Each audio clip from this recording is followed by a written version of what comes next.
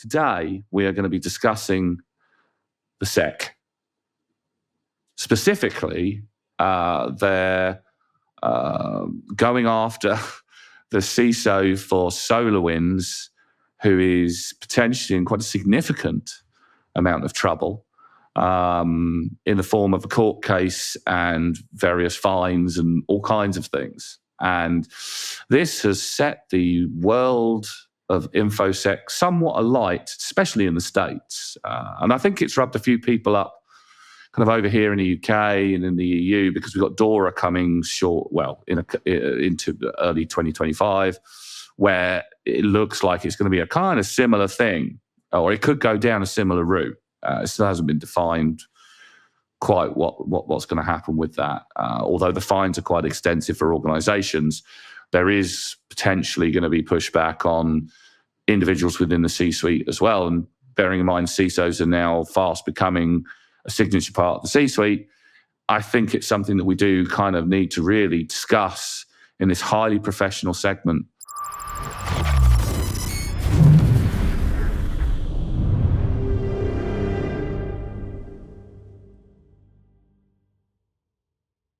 Iain, Chris, hello. Hello.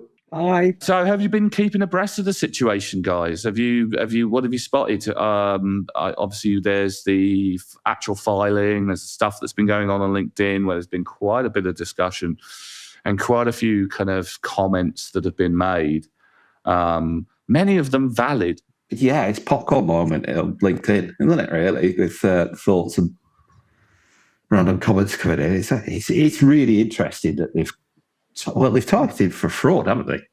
So do you want to, for those out there that may not be aware and have been living under a rock or just don't utilize things like LinkedIn and the news, Iain, since you actually have done the homework and Chris has not, do you want to kind of summarize what's been going on? Right. So the US Securities Exchange Commission, the SEC, has basically filed fraud charges against SolarWinds CISO, not SolarWinds the company, but against the Chief Information Security Officer, essentially. This is from the Orion breach, if you all remember back then, the whole SolarWinds saga, where many of us professionals had to go and look at if we were ever affected by it. And essentially what they claimed was what SolarWinds claims was Russian hackers basically got in the back door and were basically any updates that went out to organizations had a backdoor in for these Russian hackers. So it all extends from that. I believe, just to add to this, the CEO did blame an intern, did they not? It's almost the intern, Jim. He did. He blamed for everything. So he blamed an intern for releasing the passwords, the highly secure password that they used. I think it was on GitHub or something. Yeah, and everybody was kind of sat there going, "What? Huh?" So, hang on, just let me get this straight, because I've not been fully abreast of it.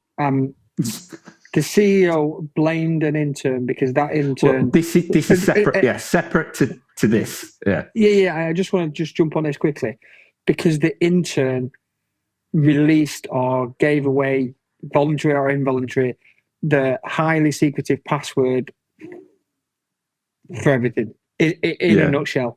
Why on earth has the intern got access to that? Is my first question. Well, free cheap labour. Okay, so this is there's just before we leap into the current events. So the former SolarWinds CEO, this is from CNN, admittedly, love it or hate it. Trusted. Former SolarWinds CEO blames intern for the password leak, and the password was SolarWinds 123. I no, shit you not. It wasn't. It was. That's classic. Classic. If it's out. Current and former top executives of SolarWinds are blaming the company intern for a critical lapse in password security that apparently went undiagnosed for years.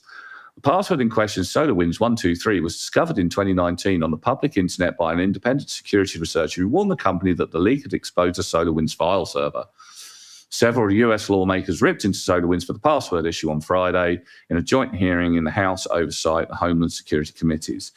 I've got a stronger password than SolarWinds 123 to stop my kids from watching too much YouTube on their iPad, said Representative Katie Porter. You and your company were supposed to be preventing the Russians from reading Defense Department emails. So, on anyway. that kind of alludes to what's the charges are and what comes up. I think the lawsuit that they've got is about 10 pages long in terms of listing of SolarWinds deficiencies, shall we call it? And it paints a grim picture, let's be honest. So it all extends from that December 2022 Orion servers hack, essentially.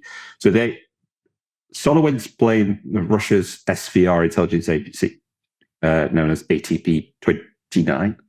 And they say that they broke into the network about 2019, inserted malware into the company's Orion software, and then through that, the Orion updates mechanism, the malware made its way around 18,000 corporate networks around the world, essentially. Just a few. Many of them government. Many of government, yes. So the SEC says for the last 2 years before the hack, so going back to 2018, the company, through its CISO, had learned and discussed its cybersecurity deficiencies, but misrepresented the risks to the investors. And that's what the case is, essentially. The fraudulent misrepresentation to the investors by the CISO, not the company. So this is where it gets interesting, because they're actually going... And don't forget, we've already had a case of this with Uber as well, for the 2016 leak as well, the CSO. So basically, there was a presentation in 2018 that was shared internally. So obviously the SEC's gone out and gone, we're going to sue you, give us your data type thing. Including with Brown, the CISO, and which described SolarWinds remote access setup as not very secure. Unquote. Really? Yeah. Which is something of a bit of an understatement. As the presentation went on to say, the attacker had gained access to the remote access system.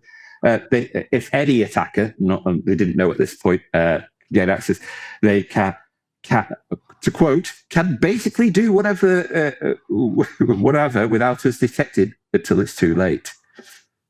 So they alleged that the CISO himself has delivered that presentation in 2018 and 2019 and stated that the current state of security leaves us in a very vulnerable state for our critical assets. Adding access and privilege to critical systems/data is inappropriate.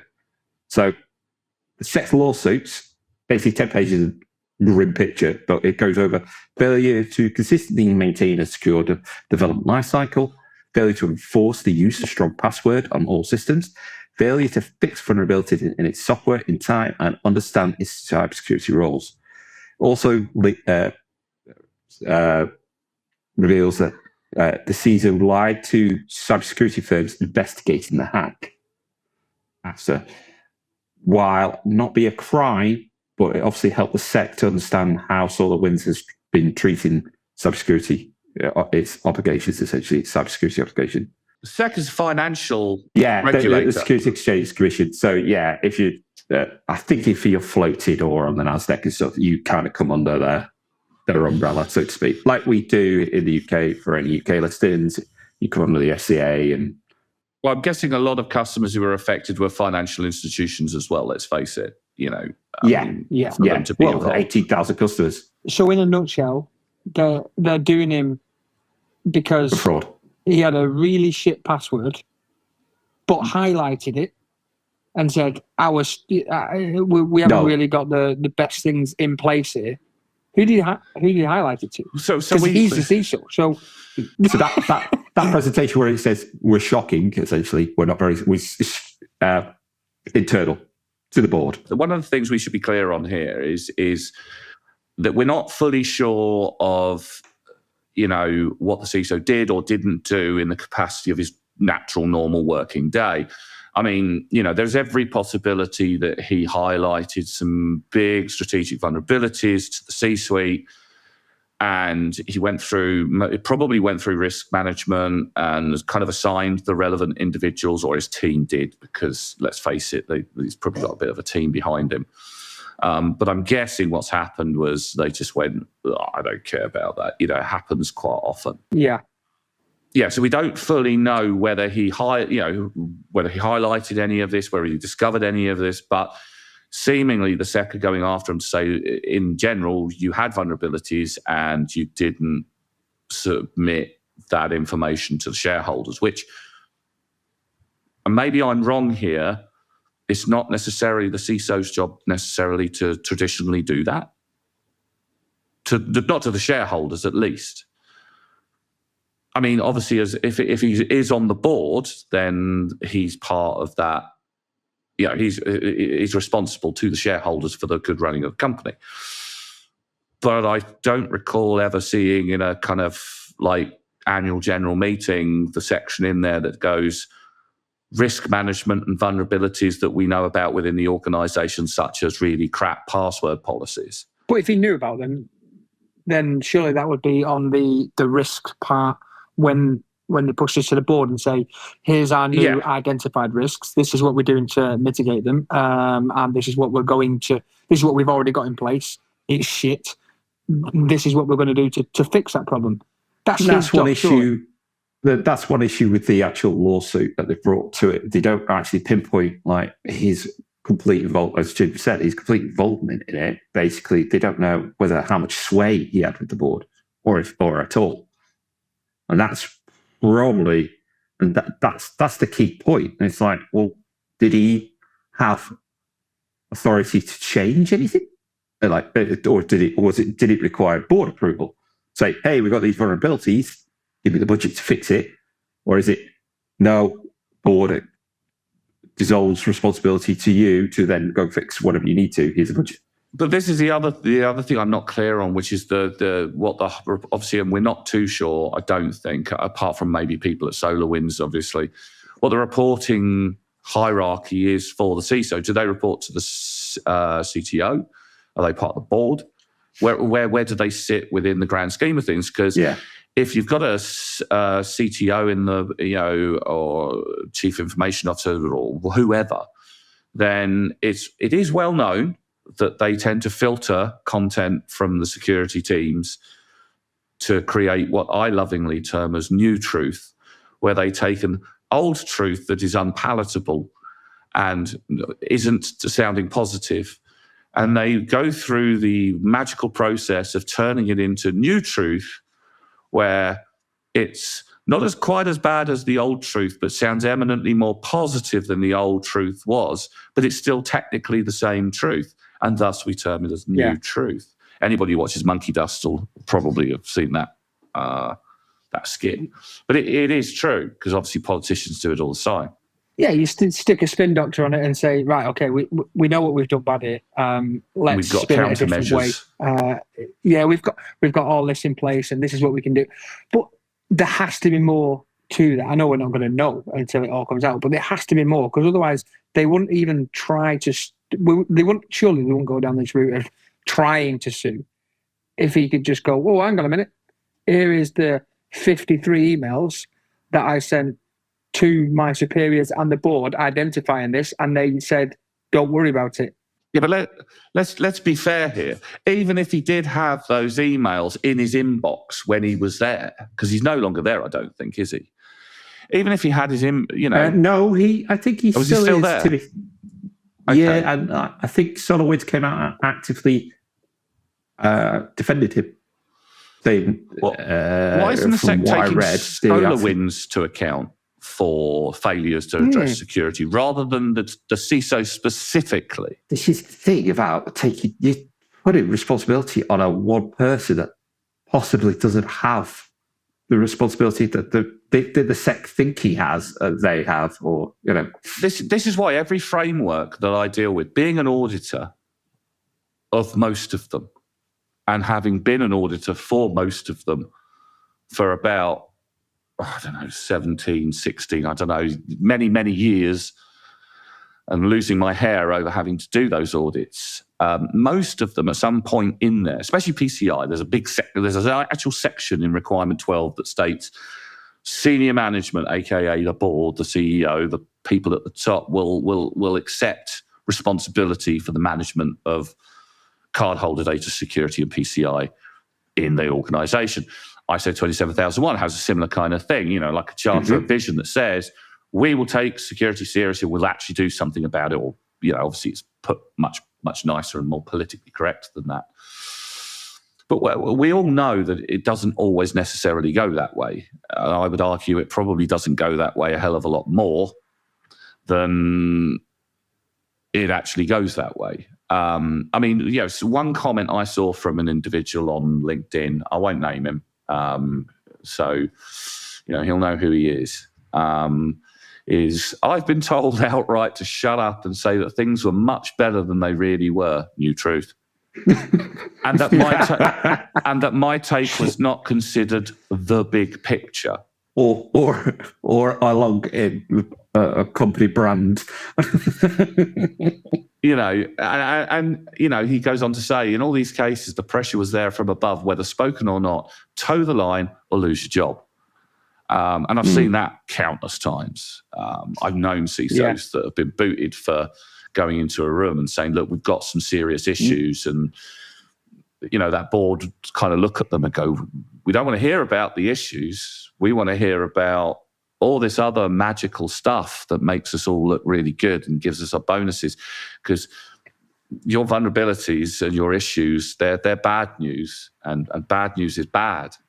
And it's this SEC ruling, I think, is thrown a big cat amongst the pigeons, because now CISOs are going to be going into roles, and I don't blame them, and they should do, especially when it comes to some of the legislations that are coming out the door and all the rest of it, especially in the States at the moment with the SEC. If they work for an organisation involved with the financial industry or in the financial industry, they're going to sit there and objectively go, right, I could feasibly be on the chopping block, because the precedent has now been made. Yeah. That if somebody higher than me turns around and tells me not to do something, or to not care about it, or they don't care about it, so they're not going to do anything about it, and they're not going to give any budget over or support in making something better, that I could feasibly be, as the person going in that role, as Uber's former CISO and SolarWinds' current CISO is finding out, on the chopping block. So, no, I won't take this job for this amount. I'll take this job on an amount that could feasibly support me long term in the event of you guys not doing anything. And it's going to drive up, the cost of CISOs to companies in that space, which is going to raise the bar and reduce the chance that financial companies who can't afford those CISOs are now going to have none, or they're going to have to find some way of delivering substandard security and feasibly get to the same issue. The issue is you're going to make these people risk averse. They're going to be self-interested, because they're going to self-preservation. So you're going to end up with they're going to choose over corporate profits, or all the good stuff, which security is an enabler for corporate profits. I don't know, a lot of people believe it's Department of No, but we are an enabler for all this. Well, we protect those profits long term. Yeah, exactly. But they're going to be so risk averse, they're just going to be like, no, they're going to become one of the best whistleblowers we have, I think, to do self-preservation. If they find a vulnerability and it's not being fixed, they'll become a whistleblower themselves and go to the SEC themselves and shut them in. Chris, you're the voice of reason in this group. What is your opinion on this? I can't see if he's done his job and we've found 10 huge vulnerabilities here. I'm going to push it up, and I'm going to need an X amount of money to fix them. Here's the problems, and I've gone out and found the solutions. This is what we need to do, but I don't have the authority to do that myself. Number one, I want to question why he doesn't have the authority to do it himself. He's the frigging CISO, for God's sake. That's his job. Number two, I'm going to surely if you've done that and you've pushed it up, what else can they do? He's surely in the clear. There has to be some underlying stuff here. He couldn't have explained it, or he couldn't have gone through. It couldn't have been properly projected. The cost implications, the reputational damage that could come out of all this. Otherwise, that they would have at least said, "Okay, we get you. Let's half fix all 10 at the very least. Let's do something." If they don't want to go all in, and if they've done that, then he's surely that's. If I bring something up to my boss and I'm like, right, I found this, and they shrug it off, like, okay, here's some digital backup. This is why the first thing I got taught, and I'm guessing we all got taught in our race through, the world of Infosec, which is always get proof of what people are not willing to do. And unfortunately, I know many CISOs, I know many Infosec people, not just CISOs, who actively store that stuff outside of the corporate limits as well. Now, in my former career, I worked in a well-known newspaper. That's all I'll say. And they used to get people supplying them with information all the time. And they used to really carefully purge all traces, because obviously they had the privilege of being the press. It was not unknown. And there's no reason why, a firm can't say, right, okay, we're about to get in. We're about to get in trouble with the SEC, because they've got their ways of finding out. Let's get rid of the CISO. Oh, by the way, could you just go through his email and just purge them from the backups, purge all the information that we've got, apart from anything damning, leave it in. So, because then we can scapegoat him and we can say it was all his fault, and he was hiding it all, or she was hiding it all, they were hiding it all. And we can carry on with our jobs. Because let's face it, a lot of people in the high-end C-suites in the big companies, a lot of them are about self-preservation. They're not there because they're nice, let's be honest. Or is that a bit controversial? Chris, voice of reason, go. I think it might be a little bit of 50-50 on that. You have to have that. You have to have that corporate flower, that corporate look that you can present, but they've got to come with. We've got to come with some credentials, and they've got to come with some nous to be able to do that. Is it? I don't know that's sitting on the fence and being a full 50-50, but get off that fence. Yeah, get off that fence. I just can't see any other way, because otherwise people are just going to go, "Oh, I'm not doing that. I'm not being the scapegoat for that. Leave me way out of this," and that'll just fall.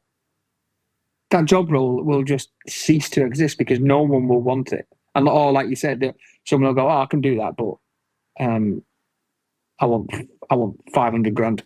Yeah, I mean, to be honest, I mean, security events happen all the time. It happens to even the most secure organisations. You can't secure everything. As we always say, there's no such thing as 100% security.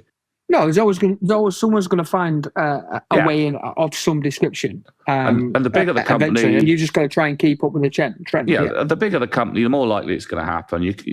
Trying to keep track of everything that's going on in the organisation from a security standpoint or a development standpoint or whatever is difficult in the best of times. And sometimes you actually have to be told about projects going on. I've been there where all of a sudden one day they go, "Oh, we've been doing this project for the last 2 years. We need security sign-off. Can you kind of come and have a look at it for the next 2 hours? Because we've got to get it signed off by like 5 o'clock this afternoon." It's like, oh, right, okay. Yeah. This is going to be simple then, isn't it? Classic. Exactly. So, I mean, he's being vilified for not dealing with vulnerabilities within the organisation. But that's a bit of a broad meaning for me. Iain, you are the one who has actually read the filing in its entirety. It's about here. The wording basically says not dealing with vulnerabilities and risks within the organisation's environment. Yeah, and raising it, but then doing nothing about it. It pretty much is the way it comes across. Well, once you've raised it, it vilifies the CISO. more than not the company. And in my head, yes, the CISO is there to pave the way for your security posture, your risk management, and stuff like that. But it's got to have the support of the business to do that. It's got to have the resources and stuff like that. So why the SEC has vilified this person? Is it obviously we don't know the ins and outs of the presentation and stuff like that, but it's honestly. Do you think it might be have anything to do with who allegedly hacked in? You mentioned Ruskies. I don't think that in this case is that big a thing. I think what they're trying to do, and I may be completely wrong here, I think they're trying to make a point here. There's been a lot of movement and discussion about securing our critical infrastructures. Ransomware has been going nuts. Colonial Pipeline got done. There's been a lot of hospitals that have been screwed over. There's been a lot of organisations a bit too close to the government institutions and the financial institutions. Because let's face it, the financial institution in any country is one of the more important ones to them, because that's what generates the tax dollars. That's what keeps people employed. That's what keeps the economy running. And every government needs an economy. If you haven't got an economy, let's face it, you're not going to be much of a country for long. Yeah. I can understand if their angle is going, so they've had a look at it and obviously found out, right, okay, these vulnerabilities are here. They were highlighted by CISO. Okay, maybe they didn't get the backing that he wanted. He wanted to go and get, platinum gold standard security or whatever he wanted to. But did he even do the basics and go, you know what? I've got no backing from the board, but I'm going to do what I can that doesn't need it. Like change a password from 1, 2, 3, 4 for a start. Let's put the easiest changes in that cost no money. If he didn't do that, then. But that's not his. Again, he highlights it, but surely it's IT who go out and execute that, because they own that set of assets. That's the CISO. A CISO is there to do governance, risk, and compliance, maintain security knowledge of the vulnerabilities and the risks associated within the organisation based on the assets that they have, and potentially the relationships they have, depending upon the type of the organisation. When you discover a problem, for instance, with the web app that's about to go live, you have no authority to make any changes as the CISO. You can recommend them. Yeah. You can demand them, but final authority rests with whoever is the asset owner in that.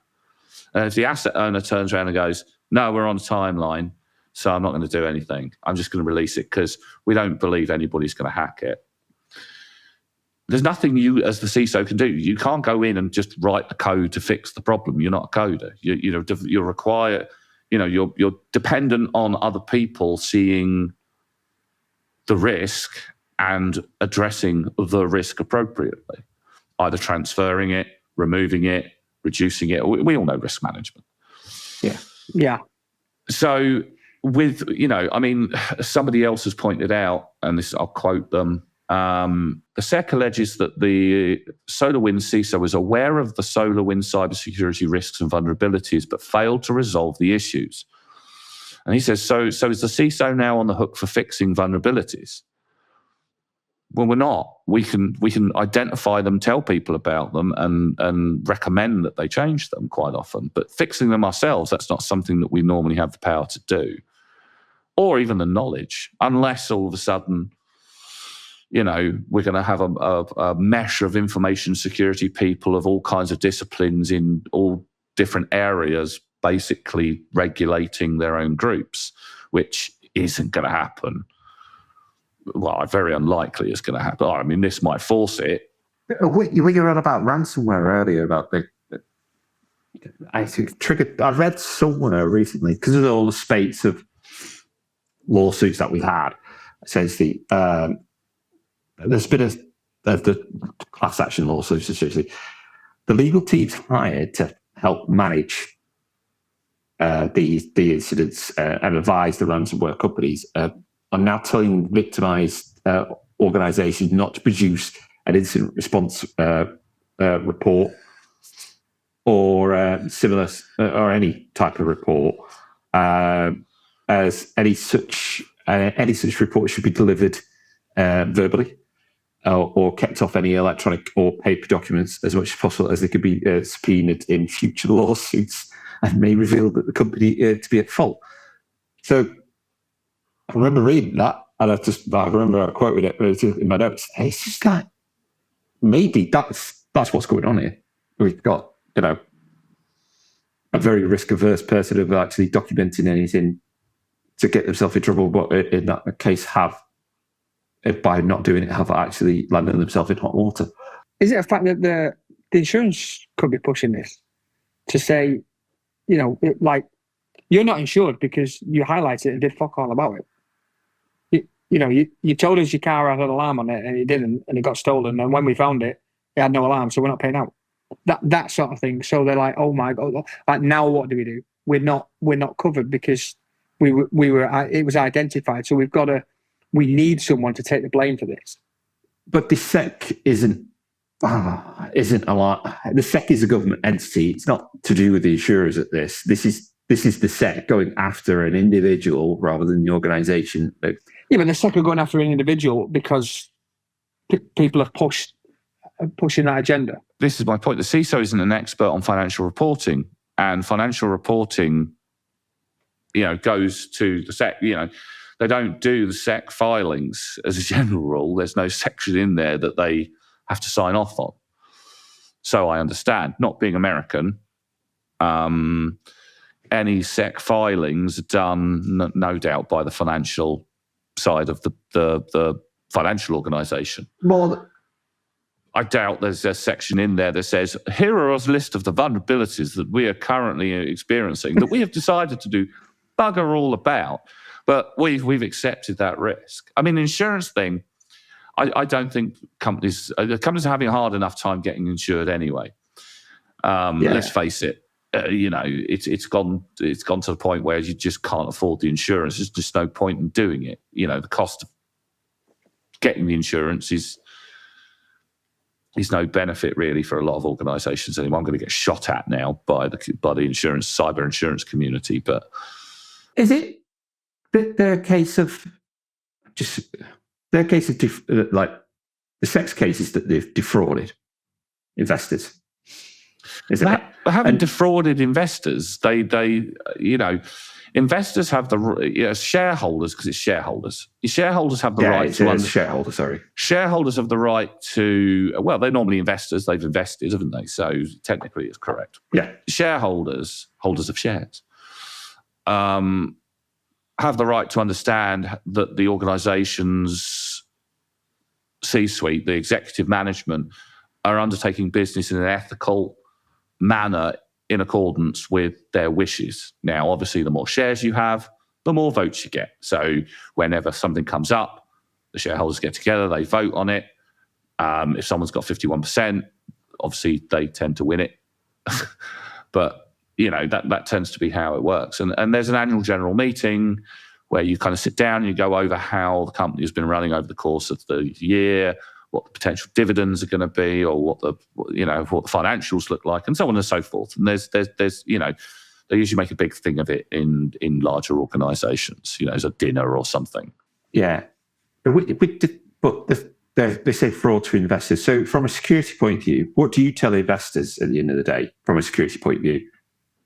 Your company's information security is about as good as this leaky bucket here. Yeah. Well, you don't. You say, what you actually say is like, we're ISO 27001 certified, or SOC 2 in the States, that means whatever. No, I know that compliance doesn't mean security, but is this what they're trying to get him on? Because he said, yeah, or he's actually gone to the investors and then presented to the investors, say, yeah, SolarWinds is a secure company because of X, which is usually what you get when you get responses to customer, you do your vendor reviews. and you get the response back from your vendor questionnaires, it's usually, yeah, we're ISO 27001, certified, we're cool, we're good, type thing. And you're like, that's great. You've got a piece of paper for a shot on time, but tell me actually what your processes are so I can ascertain whether or not. So is that what they're frauding him? They say that's what, but actually underneath the hood. You're telling me senior management are going to allow the CISO to get on that stage and go, hi guys, I've got good news and I've got bad news. Good news is spending has dropped in security in favor of dividends. Unfortunately, the overall security of the company has plummeted into the ground, and we have fires everywhere that no one cares about as long as the shareholders are looked after. Not in a million years is anybody, the CEO. No, of course not. But that's why the senior financials. Has he told has he told the compliance? Has he told? Is that what you're saying? Well, he probably has. Has he said to? If he knows what he's doing, we are compliant. We are compliant, knowing they're not. Yeah, and that's it. Knowing that they have vulnerabilities, they have risks that are probably more than likely as basically a major non-conformity if they had ISO or anything like that, or whatever the SEC is, the SOC 2 equivalent is, or risk discrepancies and stuff like that, where I can't remember what they need. Or they've gone through so many ISO auditors, they found one that they can bully and get them to sign off on whatever it is. Yeah. Let's be frank. Let's be honest. The guy on a Friday afternoon who just wants to get out.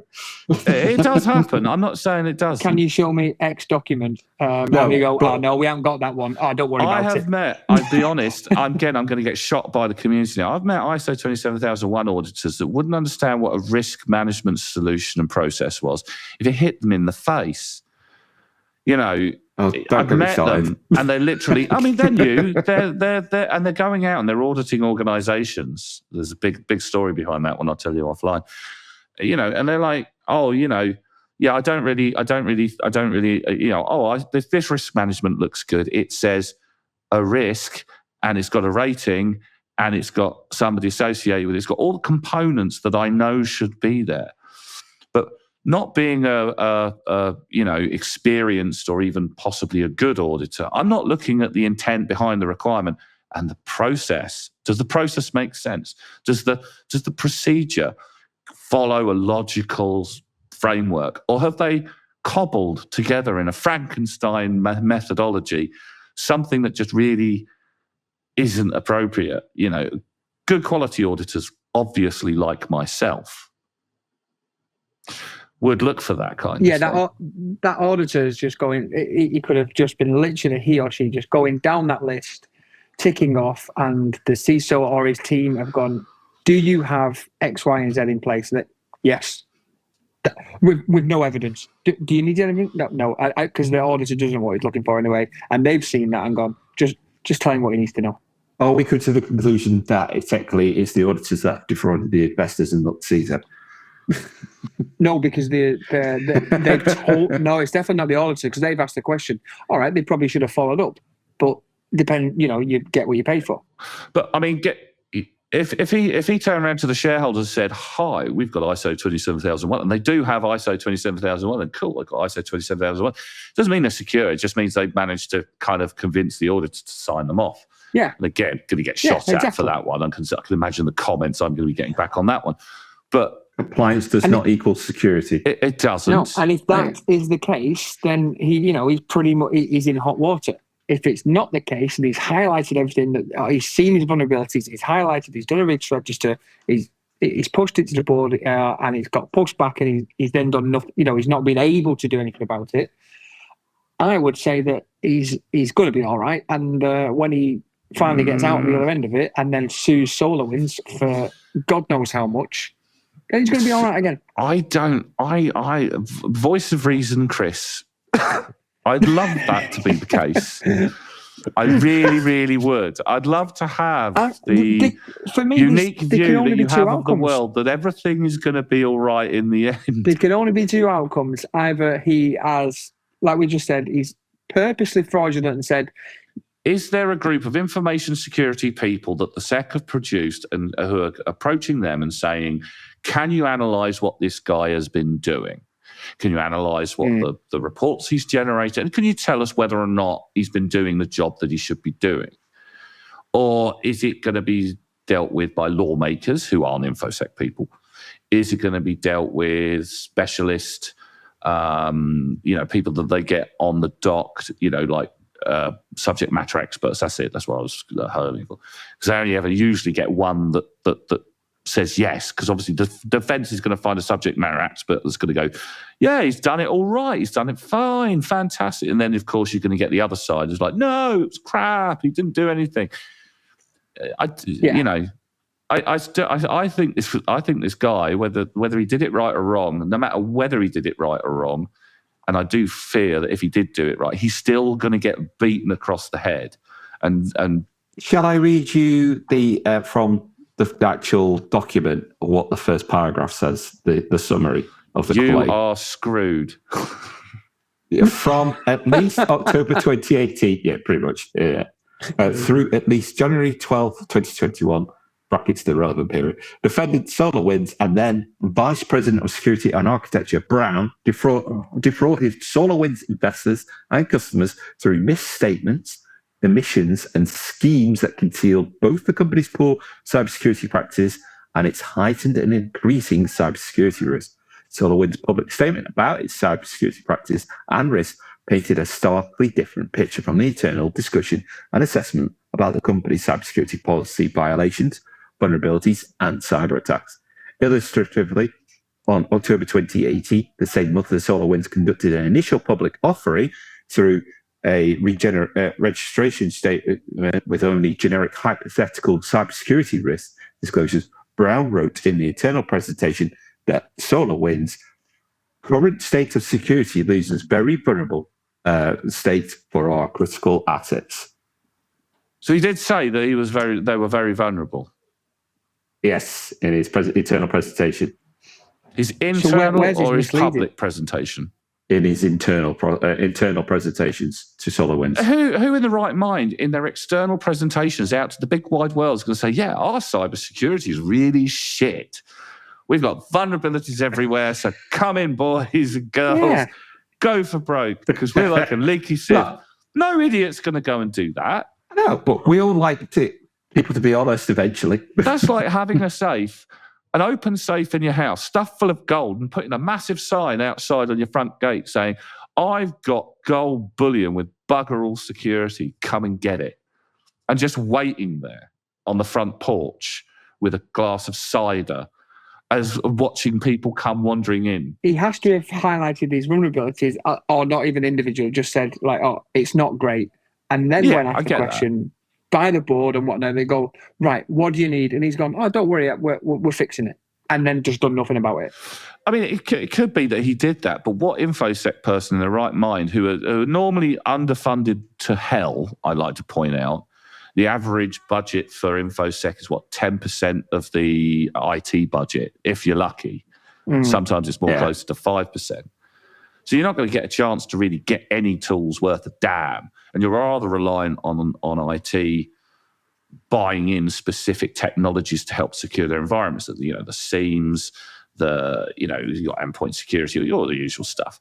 Obviously making sure interns don't put SolarWinds 1, 2, 3 onto, I mean, that's also part of the staff training. Not allowing... Don't write your passwords down in your diary. Making sure that group policy and access rights logically and virtual nature are the most appropriate. I mean, why an intern allegedly was putting things onto the onto a public forum with all of these details is beyond me. But equally, I just saw that personally as the CEO. I'm going to be unfair. Let's point the finger at an intern because nobody gives a stuff if the intern gets finger pointed and screwed. And that didn't work. It's the go-to move. That didn't work. So the SEC eventually have kind of gone, you know what, we need to take a stance on this. It's a good example. It will make an example of an organisation. I'm guessing that's what they were thinking. It'll make an example of the organisation. So what we're going to do is we're going to go after the CISO for failures to report vulnerabilities, risks, to handling the risks, and so on and so forth, and all the filings. And rather than going for the organisation, I've gone for the CISO for some bizarre reason. Easier, quicker. It's easier, it's quicker. Get it out there and say... I mean, it's not a CEO. He's not gotten a massive dividend or a massive payout for what he's done. Even well-paid CISOs, and there are some very well-paid CISOs, getting that kind of level of lawyer that's going to be able to fight the SEC or group of lawyers, unless you can get somebody pro bono, is going to be almost impossible. That's why they've done that, haven't they? Like we need to make an example here. We can't make an example with an intern. We can't do a middle of management because it's not going to quite cut it. We need to go big. We need a strong statement to the financial world that you have to handle your risks. And we've got to basically run over somebody with a bus. And it's going to be this. And if they do the company, the company hold, look at who their clients are. Most of the government entities. Well, I'm guessing they've lost. We're basically suing ourselves. Yeah, they probably have. But yeah, I think you're bang right there, Jay. That's probably what they're thinking is like we need to go big, but we can't go too big by doing the company. Let's go for a big fish within there, and highlight this. Did you just agree with me, Chris? Wow. I did. Does this mean Ian's not going to agree with me? Come on, Iain. You are now the voice of reason. I think the reason why they've gone for him is because he's made public statements. Well, he's a figurehead. He's a fall guy. Public statements on the website. So in the security section, they say blah, blah, blah. I'm just refreshing my memory, having read through. In the registration statements, periodic reports filed to the SEC. They've said, we're good. We're all okay. When they filmed... But he probably didn't sign that report to the SEC because he's got no financial... No. And a Form 8K file, which is if you have a breach, it's the form that you need to fill with the SEC for the actual some of the cybersecurity incident. What they've said is all materially misleading, essentially, because it supposedly said that they had strong cybersecurity practices. So it basically, and then they go down and just pick it to pieces, saying how they have a strong SD software development lifecycle. However, in an email, he said it's crap. And there's wonderful, they just pick it apart. So they've cherry picked information essentially which you would in a normal court case, but they've actually gone through. And they've gone through instant messaging as well. So there's a great, if you, column G, paragraph J, and I'll read it out to you. In November 2020, a SolarWinds information security employee sent an instant message to senior Infosec manager E with a link to a list of vulnerabilities in the Orion platform, stating the products are riddled and obviously have been for many years. That same month, the SolarWinds network engineer complained, "We need more vulnerability. We found more vulnerabilities than we fixed." And by fixed, it often means just temporary fix. But the problem is still there, and it's huge. I have no idea what we could do about this, even if we started to hire like crazy, which we will most likely not. It will just take years. Can't really figure out how to but this situation, not good. And that was from one of his team members?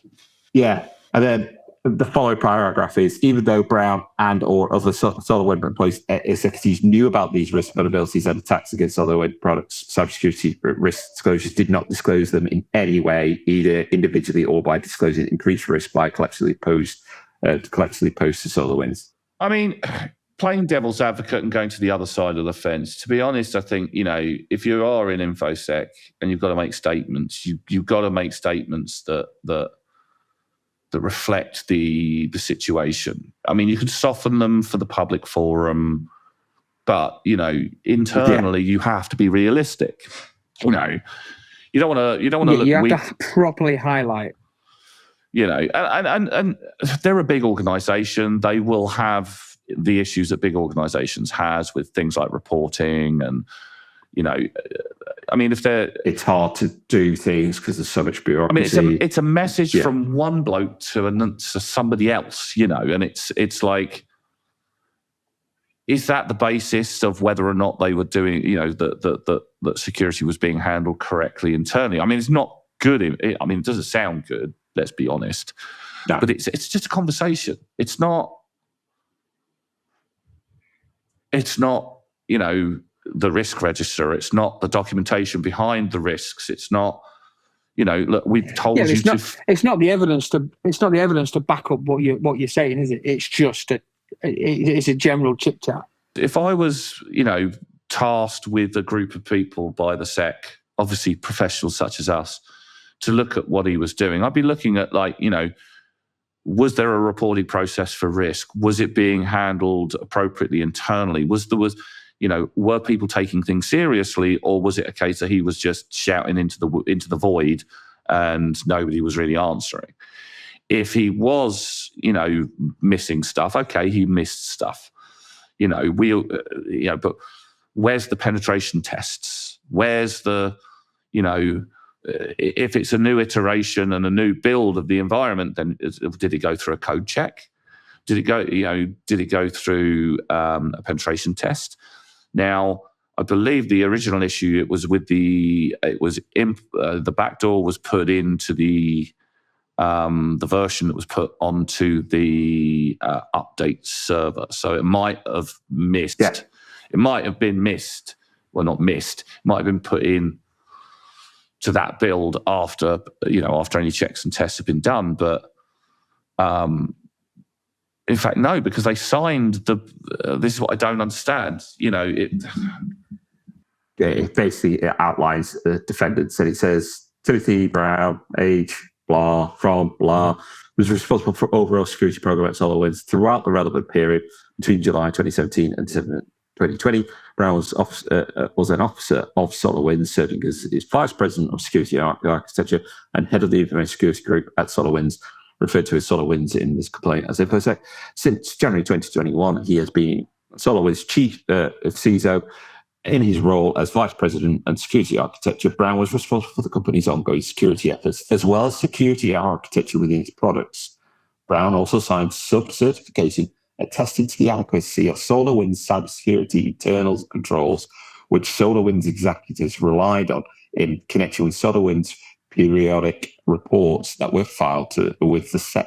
But he didn't write. I'm guessing he didn't write the reports that went to the SEC. So, I don't know. This is where it gets really grey, because you don't know what has happened. Because he could be the head of whatever. Doesn't mean he's part of the board, which doesn't, which means that there's. I think in this case, he probably wasn't. He's probably one of those CISOs that is a CISO that is a title only and actually is not on the board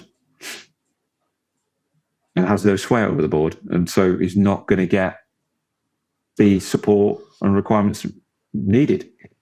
And it sounds like he's done his corporate bit by trying to just look after his job and going, yes, I've highlighted some bits and bobs. However, when the authorities or the auditors come and have a look, we'll just brush over this. We'll make sure that they've gone away. They've not actually gone away. We've temporarily fixed them and patched them, but it's fine. It will be okay.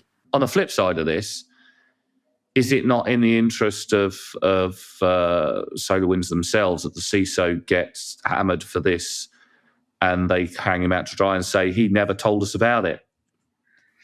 I was just going to say, Jim, there's two conspiracy theories here. Oh, there we go. I love a good conspiracy theory. There it is. Whenever we do this, we should get some tinfoil hats and we just put the tinfoil hats on. Yeah. I want a calendar that says a number of conspiracy theories. Conspiracy one is who hacked and was he working for him? That's all I'm going to say. Really? Jesus. Wait, that's a long shot. Accusation. It's a long shot.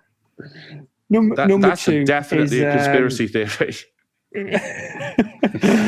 number two is that the SEC were going to go after SolarWinds and say, like, right, what the goddamn that are you playing at? They've gone, right, okay, look, okay, yeah, we understand that. We're going to play ball.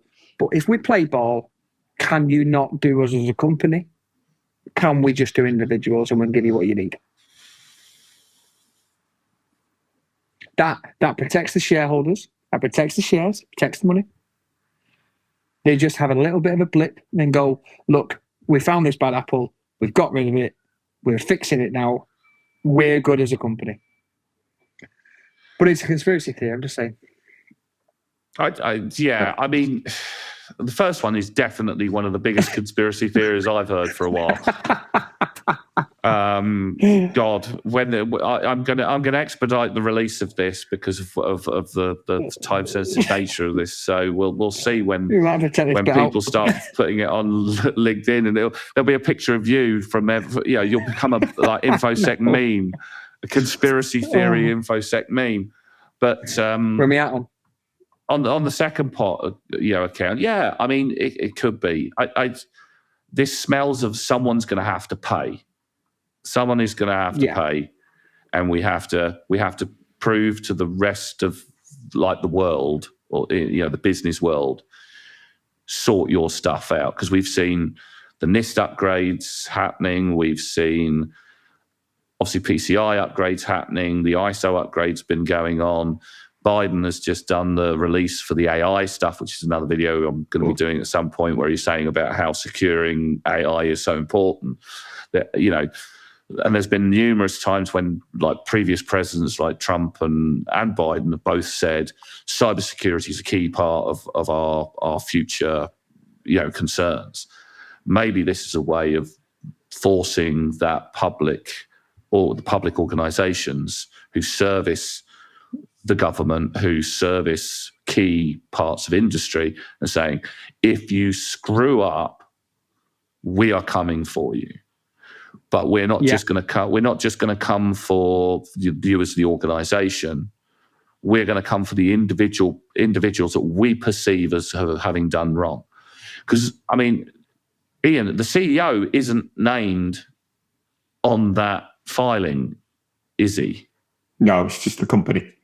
SolarWinds, and there's specific. But the CEO has ultimate authority for what goes on within the organisation. He is the captain of that ship. And if there's somebody underneath who hasn't done what they need to do, then surely he has, by proxy, should have assumed responsibility as well. But are they? I know he or she. Yeah, are they going after the individual on a personal level or individual through the company? Because then the company. If you're going for an individual, I know it's the same person, but if you're going for an individual on the C-suite, the whole C-suite's responsible for running the company. Why? I don't get why you're going specifically for the CISO when it's the. I could understand if it was the CISO and the CEO. I could understand if it was the whole C-suite. But laser focused on the CISO not doing his job. Well, there's a lot of people being missed out. Well, there's people being missed out here. But then again, he is responsible, they're responsible for highlighting vulnerabilities and then saying whether they're fixed or not. Highlighting is one thing. He can document he's highlighted it. Brilliant. But did he then come out and say, "Oh no, we've done"? You can reduce, removing a risk or a vulnerability entirely can be really difficult. Sometimes it's just as simple as getting rid of the vulnerable code, or upgrading the vulnerable code, or rewriting it, or whatever. Or but when you're talking about systems, if you're saying, "Oh, you didn't get rid of the 0-day vulnerability," it's like, well, it was a 0-day vulnerability, so there was no upgrade for it. There was no update for it from a vendor and all the rest of it. That's another thing entirely. Yeah, but when it's just a shit password. Well, yeah, there is. I mean, let's face it, the password enforcement there is somewhat bad. It doesn't look good. That's what I mean. Yeah, so in a, he can highlight what he wants, I think. And this is me. I've switched over a bit now. But if he's not done the basic bits, then I mean, come on, man. Yeah, I mean that is a good point. The CEO has put a blog out about response to this. Well, he calls it misguided and improper. enforcement of action against us. But it's not against them, is it? I think it's one to watch, because at the end of the day, whatever happens, filing or non-filing, whatever is the outcome, it's going to paint either a rosy picture for CISOs or not.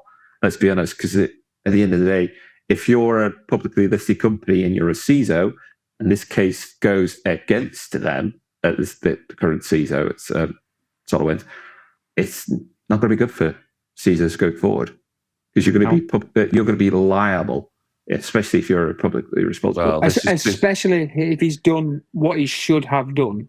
And if he doesn't have the backing of the board, and he's done what he's tried to do the best, and they've tried to fix everything, they're going to turn it into a whistleblower. They're going to go to the SEC themselves and go, I don't want this case brought against me if anything goes wrong. Yeah.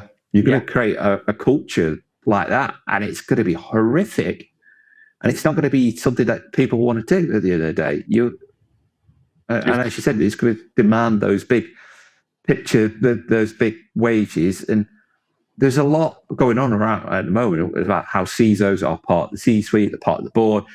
Realistically, though, is that the actual case in most businesses? No, I don't think it is. I don't think it's a realistic representation. It's changing. It is changing. But at the moment, that's not necessarily the case. I think we're into the final rounds of rounding up here, and Iain has started to do that expertly. I think from my perspective, I think I agree with you, Iain.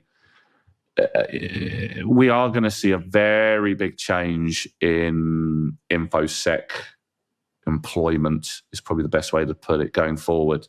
Culture. And the culture. Well, I think it's just going to reinvigorate the culture of arse covering, as we used to term it. It's an arse covering exercise. Yeah, I mean, we're going to have to be so much more careful now about the roles that we go for as professionals. You're going to be evaluating every role now. Is there the potential there for me to get into trouble and it not being my fault? So, some of the questions you're going to be asking, it's almost like, you're going to be getting interviewed and then you're going to be interviewing them straight back, which, let's face it, you should probably do a bit of anyway. But yes, it's going to be like, so do you report to the SEC?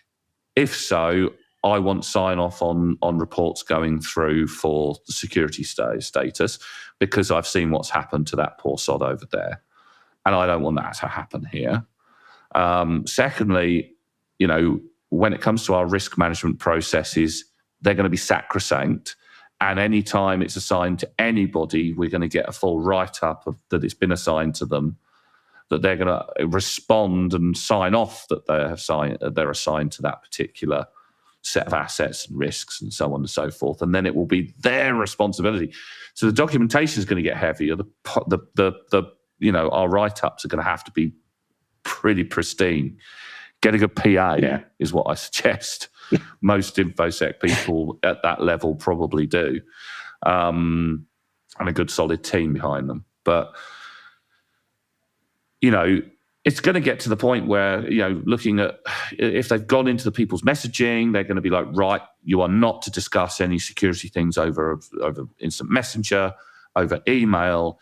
You have to basically clear all communication. So you're probably going to get a PA person, maybe even somebody from marketing to join the team, just to make sure the message is correct and that you're not binding yourself to something or misrepresenting yourself something, either to partners, the big outside world, the SEC. I think a lot of it is going to end up being done verbally as well.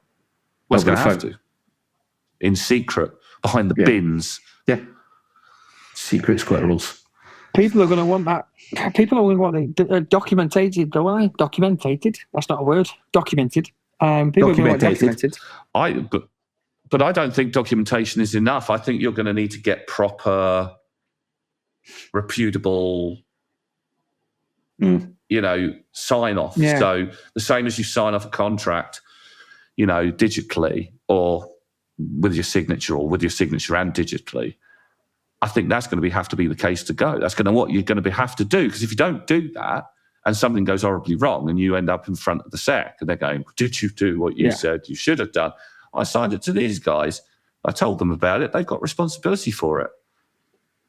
I just told them about the issue. The whole arse covering exercise is the workload's gonna treble. Oh, great, more paperwork.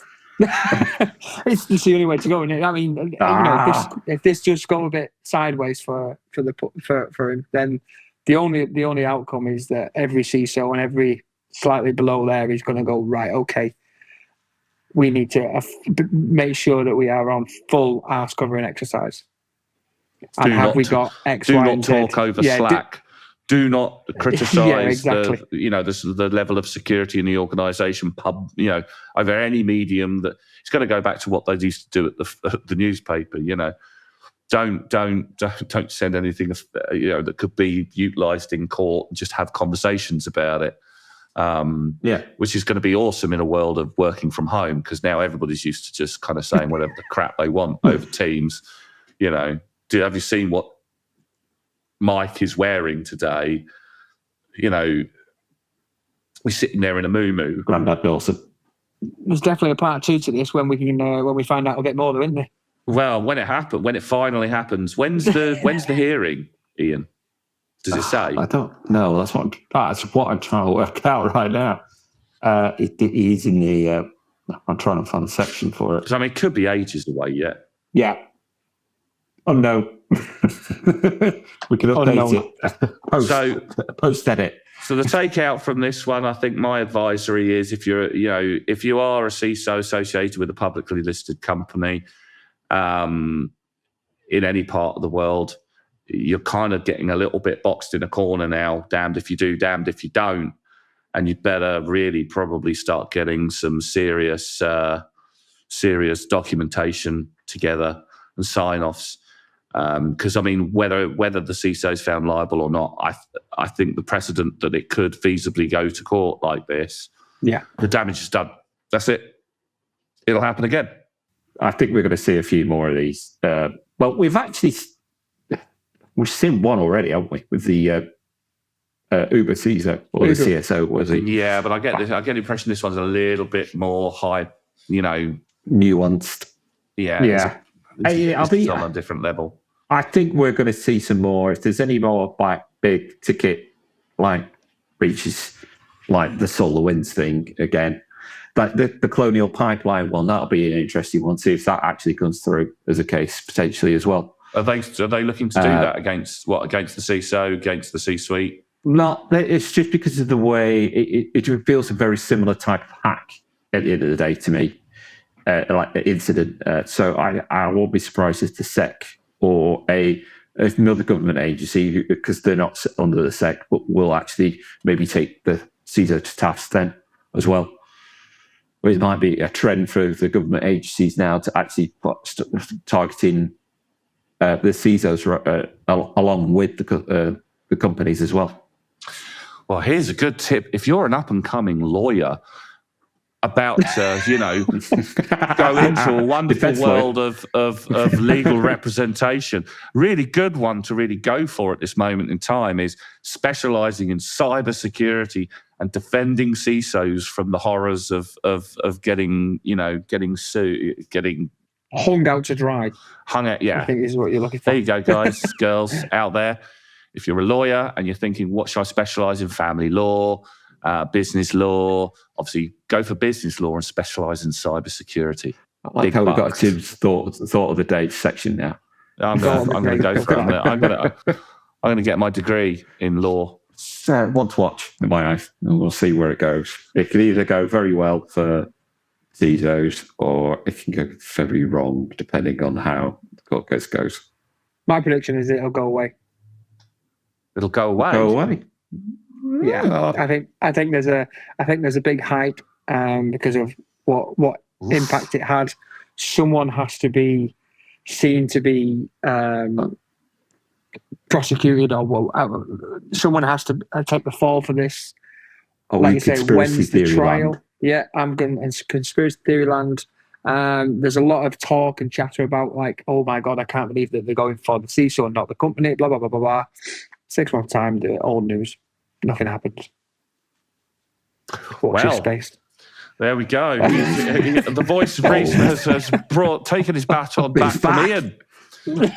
Back. We will see, and we will no doubt report on it when it does, whether or not it falls off a cliff and nobody talks about it. I think this is one definitely the InfoSec community at least are going to be quite interested in. I don't think it's going to go away for us guys and girls, because I think it's become quite an important key landmark as to how things are going to be going forward. So thank you guys for being my wonderful co-hosts yet again and offering your words of wisdom and voices of reason and indeed conspiracy theories that come out again. Let's see if we can kind of get some people who are good at memes to get Chris, and we'll memify him. But anyway, to all of you out there, thank you ever so much for coming on, listening to us or watching us, depending upon what medium you're on. We're producing all kinds of new content all the time. We will be getting the guys back for no doubt other words of wisdom on other things that are going on in the InfoSec industry or key technologies. I don't quite know what we're going to go for next, but if you've got any recommendations, if you want to hear us debate items of importance within the InfoSec community, then please feel free to give us a message, drop us a line on LinkedIn or whatever the various different mediums out there to get hold of us.